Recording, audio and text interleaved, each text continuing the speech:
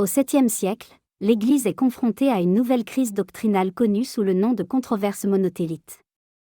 Cette doctrine affirme que le Christ n'aurait qu'une seule volonté, remettant en question la compréhension authentique de sa nature humaine et divine. Cette tension ne concerne pas seulement la théologie, mais aussi le pouvoir politique, car l'empereur cherche à imposer une unité religieuse par des décisions autoritaires. C'est dans ce contexte difficile que Martin Ier devient pape. Dès le début de son pontificat, Martin Ier comprend la gravité de la situation.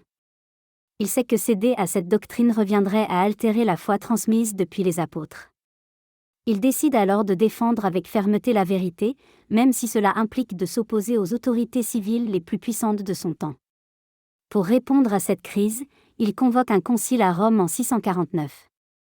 Lors de cette assemblée, les évêques condamnent clairement l'erreur monothélite et réaffirment la foi de l'Église. Cette décision est courageuse, car elle s'oppose directement à la volonté de l'empereur Constant II. La réaction ne se fait pas attendre. L'empereur considère cette opposition comme une rébellion. Il ordonne l'arrestation du pape.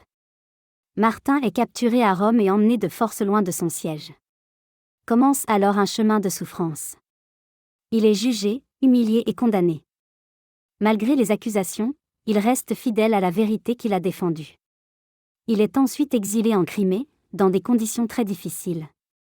Loin de Rome, isolé et affaibli, il continue de garder la foi. Dans ses lettres, il exprime sa souffrance, mais aussi sa confiance en Dieu. Il ne regrette pas son choix. Il reste fidèle jusqu'au bout.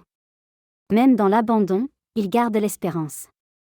Privé de ressources et affaibli par la faim et la maladie, Martin vit ses derniers moments dans la pauvreté.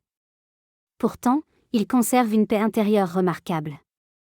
Il meurt le 16 septembre 655, loin de son peuple.